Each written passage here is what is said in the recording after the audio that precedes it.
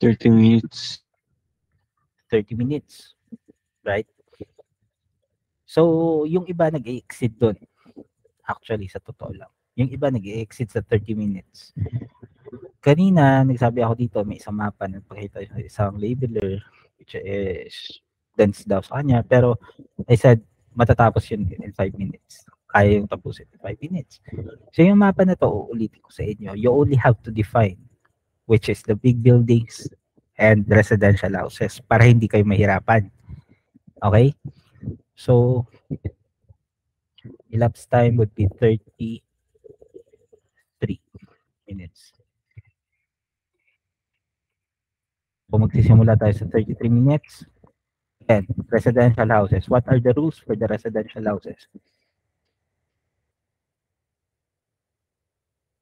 Draw Go. as one.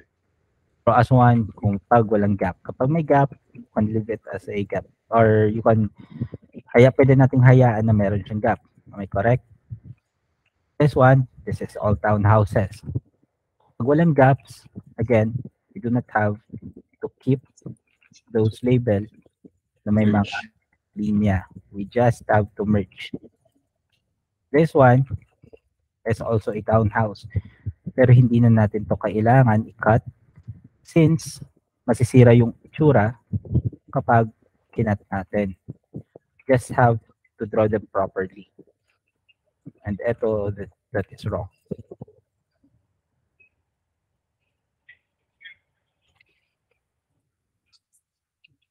And townhouses, just have to merge. This one is also townhouse. May mispatch siya sa likod. So we have to label this. Same goes with this one. Townhouses again. Make sure naka-label sila. Hindi dito kailangan sobrang accurate which is naka-right angle lahat. Okay? So kailangan lang natin kahit papaano is maging maayos yung label. Ito hindi ko to isasama kasi parang waiting shed yan sa likod ng bahay, sa harap ng bahay. So kailangan may gap yan. Hindi ito pwedeng i-draw as one or going multi-layer. So we can just separate that part lang. And wala tayong problema dyan. Today, okay. Then, townhouses like this have a gap sa gitna. Sa unahan. So, kailangan natin yan tanggalin, separate, and then i-fix yung mga pangit na pagkakalabel. Yung mga walang gaps, i-merge. Merge, merge, merge. Hindi naka-right angle. Kapag hindi naka-right angle, we can always use our repair tools. And we can just move these labels. Fix. It's perfect here. We just have to merge. Ito, sira. Kapag sira na ng ganito yung label, you can simply delete that label and then redraw.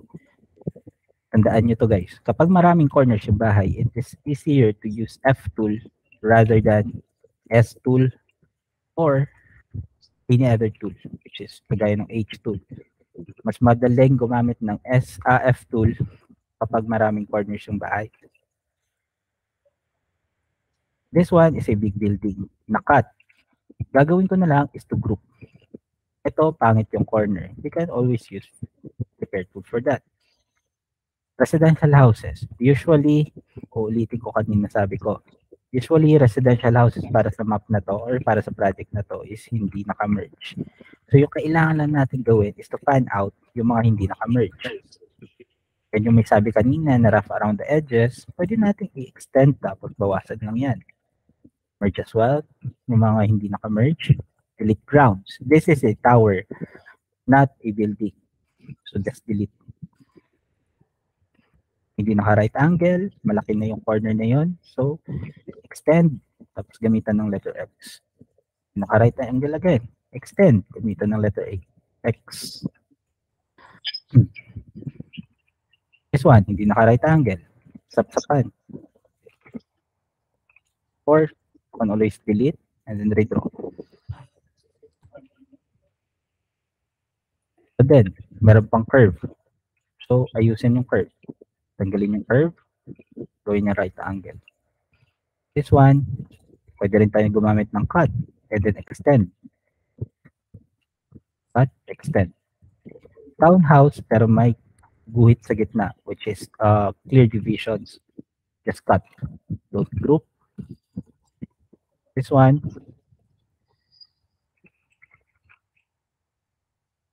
natin na separate. Ito wasak. So delete na. Withdraw. Ito hindi naka right angle, extend, cut, delete, merge. Right angle again, cut, delete. Right angle, extend, cut, delete. Then merge, hindi naka-merge. Hindi naka-merge, again, merge ulit. Hindi naka right angle, use repair tool, and then fix. Ground, select, delete. Ground, nasama, use repair tool, merge. Pangit, hindi naka right angle. Pa tayo dito, may cavity pa. Okay naman yan. Merge, merge, merge. And may part ata yan dyan. Bakit ko nasabing may part yan dyan? Kasi kung titignan ko yung ibang mga bahay dito, meron silang maliit na ano dito sa gilid. So, eto wala. So, kailangan dagyan natin yan. Para maging reasonable. This one, nakakat. Diba? Sinapchat na yung bahay. Just merge. Merge. This one is a big building. Since cut na siya ng system, yung bahay na to, yung gagawin ko na lang is to fix the edges. So like that, and then group. This one, cut ko lang dito, merge ko lang tong part na to kasi wala yung linya. So kasi flat lang yan. And then from there, yung mga pangit na parts. Cut, and group. This one, okay naman yung pagkakakat. Group na lang. Okay. So, ito may part na parang lutang. Pero since it is a big building, I expect na or I would guess na lang na nakadikit siya sa bahay na to. And then group. This one, as you can see, meron siyang clear na division dito sa gilid. And it is a big building. Tapos wasak yung pagkakalabel. So much better to do a draw for this building.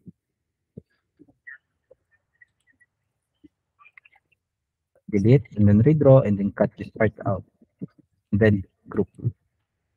Tapos, this one, may missing part sa gitna or missing layer. Cut, group. May part sa gilid. Extend line. This one, nakakat na maayos. Group. Ito, may part dito sa gilid. Hindi ko na yan sobrang i-define pa kasi maliit na yan. I can just simply ignore that. This one is a big building. And as you can see, tinry the previous labeler na ayusin it, yung label na to. But the problem is, hindi niya ginroup. Diba? So we can just simply select and then group that building. This one, I said separate natin to. This one, group. Delete this part muna. Delete this part as well. And or we can just simply delete this label para mas makita nyo kung paano mag-label kami ng mga ganitong building. Minsan, ginagawa nyo as one. As ganito. And then from there, yung mga lahat ng linya na yan, kinakat lang namin. Para gawing multi-layer. Kapag hindi nakikita yung wall, simply cut.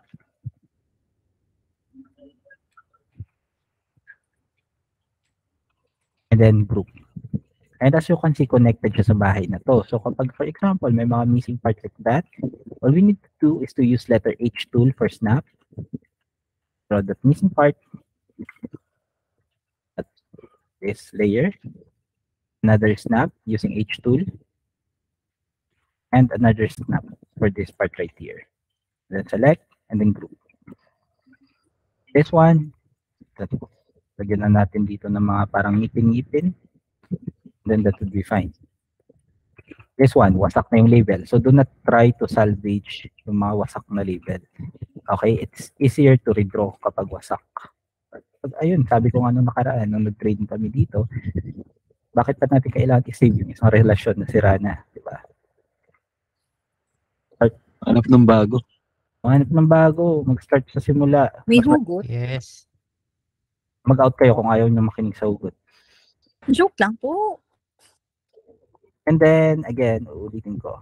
This one right here, ginawa niyang pudding yung bahay. Which is kinat niya sa maraming slices. So, yung pinakamadaling gawin dito is to delete para hindi na magulo yung utak nyo kaka-fix. Pag magulo na, ayun. Delete na lang. Why try to fix? It's either draw as one or kagaya nito, ibang diskarte naman, you can always draw them per layer.